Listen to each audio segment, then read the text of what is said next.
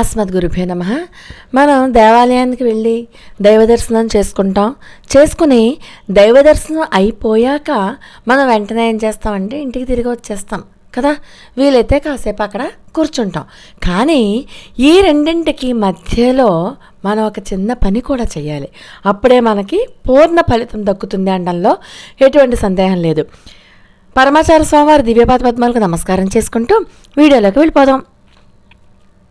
అనాయాసేన మరణం వినా దైన్యేన జీవనం దేహాంతే తవ సాన్నిధ్యం దేహిమే పరమేశ్వరం అని అంటూ ఉంటారు కదా.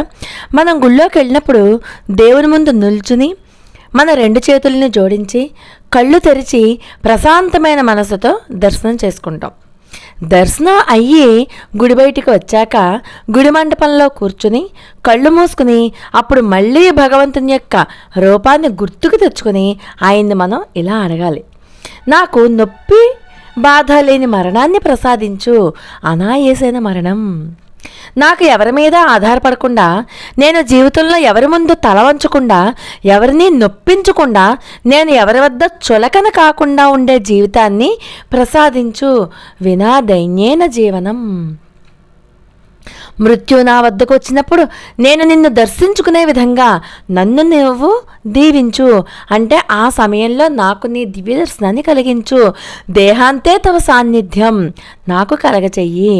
ఓ ప్రభు, నాకు ఈ క్రింది 3 వరాలను ప్రసాదించమని నేను నిన్ను ప్రార్థిస్తున్నాను. దేహిమే పరమేశ్వరం, అనుక్షణము నీ ప్రార్థనలోనే గడిపే విధంగా అనుగ్రహించు. నీ ప్రార్థనతో నన్ను ఉత్తమమైన మార్గంలోకి తీసుకెళ్ళు.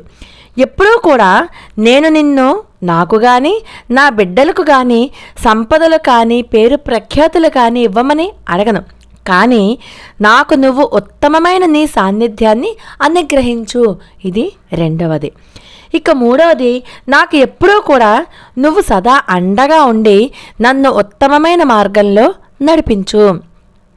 ఇలా మనం ఎప్పుడు గుడికి వెళ్ళినా ఇప్పుడు చెప్పినటువంటి విషయాలు గుర్తించుకుని మనకు చాతనైనటువంటి మన భాషలో పరమాత్మకు అర్థమయ్యేలాగా మన భాషలో మనం ఏం కావాలో అవన్నీ కూడా మనం గుర్తుంచుకునే విషయాలని ఇలా గనుక ప్రార్థించినట్లయితే మనకి ఏం కావాలో అవన్నీ కూడా మనం అడగకుండానే ఆయనే ప్రసాదిస్తాడు. ఇందులో ఎటువంటి అనుమానం లేదు. ఏ కోరిక లేకుండా నిష్కల్మషమైనటువంటి భక్తితో మనం ఇప్పుడు చెప్పుకున్నటువంటివన్నీ కూడా, నాకు నీ పాదపద్మాలు తప్ప ఇంకేమీ వద్దు, నీ దర్శనం తప్ప ఇంకేమీ లేదు వద్దు, నా యొక్క అంత్య సమయంలో నీ నామస్మరణ తప్ప ఇంకేమీ వద్దు అని ఎప్పుడైతే కోరుకుంటామో పరమాత్మే మన కోరికలన్నీ కూడా తీర్చేస్తాడు. అలాగే దీన్నే అంటే మనం అడగకుండానే మన ఇంట్లో ఉన్నటువంటి బాధలను శారీరక, మానసిక, ఆర్థిక అన్ని రకాలైనటువంటి బాధలను తొలగించేస్తాడు పరమాత్మ.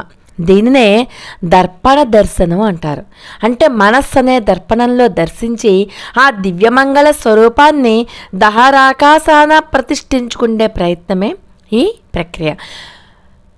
లోకా సమస్త సుఖనోభవంతు. మరి ఒక అద్భుతమైన వీడియోతో మళ్ళీ కలుసుకుందాం. అంతవరకు నమస్కారం.